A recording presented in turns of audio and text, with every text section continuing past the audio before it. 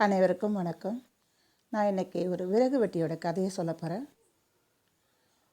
ஒரு ஊரில் ஒரு விறகு வெட்டி தன்னுடைய குடும்பத்தோடு வாழ்ந்து வந்தாராம். அவர் எப்போவுமே வருமானம் வர்றதுக்கு காட்டுக்குள்ளே போய் விறகுலாம் வெட்டிட்டு வந்து சந்தையில் போய் விற்றுட்டு தன்னுடைய குடும்பத்தை காப்பாற்றிட்டு இருப்பார். ஒரு நாள் காட்டில் விறகு வெட்டிகிட்டு இருக்கும்போது அவருடைய கையில் இருந்த கோடாரி தண்ணிக்குள்ளே விழுந்துடுச்சான். விழுந்த உடனே அந்த விறகு வெட்டி ஒரே அழுகுறாராம். ஐயோ, என்னுடைய கோடாரி இந்த தண்ணியில் விழுந்துடுச்சு, என்ன பண்ணுறது, நான் எப்படி என்னுடைய குடும்பத்தை காப்பாற்றுவேன், என்கிட்ட வேறு எந்த கோடாரியும் இல்லையே அப்படின்னு சொல்லிட்டு அழுதுட்டு உட்காந்துட்ருக்காராம் அந்த ஆற்றுக்கிட்டே. இதை இந்த காட்டில் இருந்த வனதேவதை பார்த்துட்டு, என்ன ஒரே அழுகு சத்தம் கேட்குது, யாரோ தெரியல அப்படின்னு சொல்லிட்டு வந்தாங்களாம்.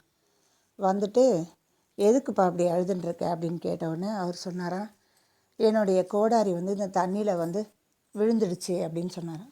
சரி, நீ கவலைப்படாத, நான் உன்னுடைய கோடாரியை எடுத்துன்னு உனக்கு தரேன் அப்படின்னு சொல்லிட்டு தேவதை என்ன பண்ணிச்சான், அந்த குளத்துக்குள்ளே மூழ்கி ஒரு தகதகன்னு ஒரு நல்ல பளபளன்னு இருக்குதான் ஒரு வெள்ளி கோடாரியோட இவர்கிட்ட கொடுக்குதான், இந்தாப்பா உன்னுடைய கோடாரி அப்படின்னு சொல்லிட்டு.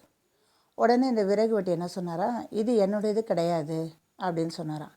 அப்படியா அப்படின்னு சொல்லிட்டு மறுபடியும் போய் தண்ணிக்குள்ளே மூழ்கி இந்த தடவை ஒரு தங்க கோடாரியோடு வந்தாங்களாம். இதுவாக பாருங்கள், இந்தாங்க உங்களுடைய கோடாரி அப்படின்னு சொல்லி கொடுத்தப்போ அந்த விறகு வெட்டி இதுவும் என்னோடது கிடையாது அப்படின்னு சொன்னாராம். அப்புறம் மூன்றாவது முறையாக அந்த தேவதை தண்ணிக்குள்ளே மூழ்கி உண்மையான அவருடைய இரும்பு கோடாரி எடுத்துகிட்டு அவர்கிட்ட கொடுத்துதான்.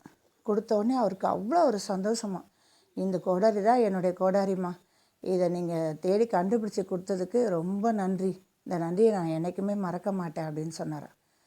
உடனே அந்த தேவதை சொல்லிச்சா, சரி, இந்த 2 கோடாரியும் நீ வச்சுக்கோ, உன்னுடைய நேர்மைக்கு கிடைச்ச பரிசு இது அப்படின்னு சொல்லி அந்த தேவதை அந்த 2 கோடாரியும் அவர்கிட்ட கொடுத்துதான்.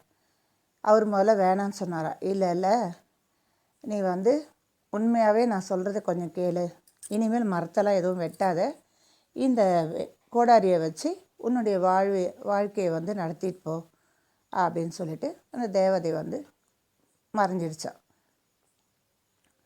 இதுலேருந்து நம்ம என்ன தெரிஞ்சுக்கிறோன்னா, என்றைக்குமே நேர்மைக்கு, நம்மளுக்கு நேர்மையாக இருந்தால் நல்ல ஒரு பாராட்டும் பரிசும் கிடைக்கும்.